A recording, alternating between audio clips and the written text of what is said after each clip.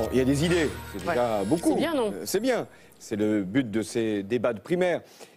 La seule façon d'en sortir, sur le long terme, c'est d'être dans l'offensive.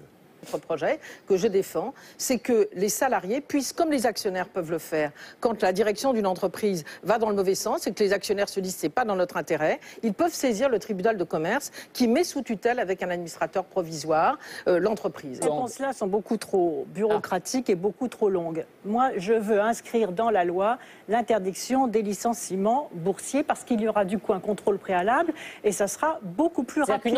Toutes les idées qui nous font revenir en arrière, qui ne sont pas... Moi, j'ai très peur de la course, là, à celui qui fait la proposition la plus dirigiste. Je ne crois pas à des solutions ni judiciaires, ni administratives. Je crois à la sanction financière, parce que ces grands groupes-là n'ont que ce motif-là. C'est le motif du profit. Tout ne s'achète pas par l'argent. Voilà. Et autant je pense... Oui. Dans une société qui est mue par l'argent, oui. Eh bien justement, c'est ce qu'il faut changer profondément. Est-ce que vous l'augmenterez le SMIC? Est-ce qu'on l'augmentera le SMIC? Oui. On l'augmentera comme la moyenne des salaires. Moi, je crois que c'est vraiment le minimum qu'il fasse faire. On ne peut pas aujourd'hui aller plus loin parce que tant que la croissance n'est pas là, et nous avons tous redit qu'il fallait lancer la croissance, notamment en aidant les PME, en aidant l'investissement. Mais je ne crois pas normal que depuis 5 ans, le SMIC n'ait pas été augmenté comme la moyenne des salaires. Premièrement, il faut changer le mode de calcul du SMIC. Il s'appelle faussement salaire minimum de croissance. Il faut donc que chaque fois que la croissance est de 2, eh bien, le SMIC augmente au moins de la moitié, en dehors de l'indexation sur les prix qui, normalement, est prévue et qui n'a pas été réactualisée.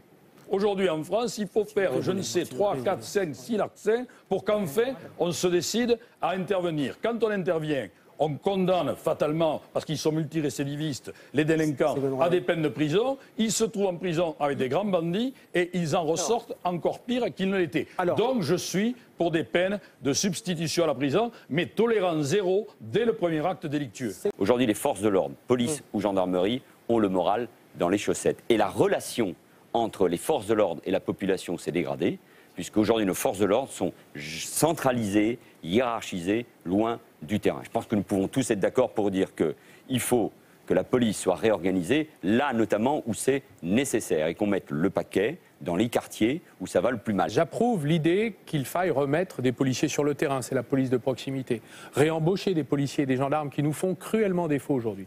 Mais je voudrais proposer un changement de méthode en allant un peu plus loin. Je voudrais qu'on regarde ce que les policiers et les élus de Chicago ont fait depuis 30 ans pour faire reculer les crimes et les délits de la vie quotidienne. Ils ont associé la population à l'identification des problèmes de sécurité publique et à la solution de ces problèmes.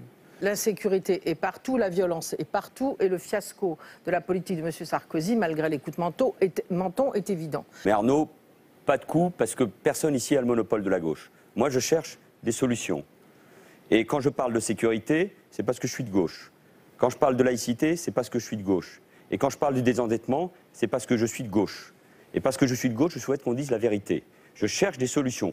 Les PME et les PMI de ce pays proposent de travailler sur la TVA sociale, qui peut être un élément de protection pour nos entreprises et pour nos emplois. Comme François Fillon, solutions. en effet. Non, mais c'est trop facile. Copé, Arnaud, c'est trop facile. Non, mais je te le dis très aimablement et en toute amitié, mais c'est trop facile. C'est pas facile, c'est ce que nous avons vécu. C'est trop facile de caricaturer. On va prendre des décisions, d'abord de court terme, puis après de plus long terme.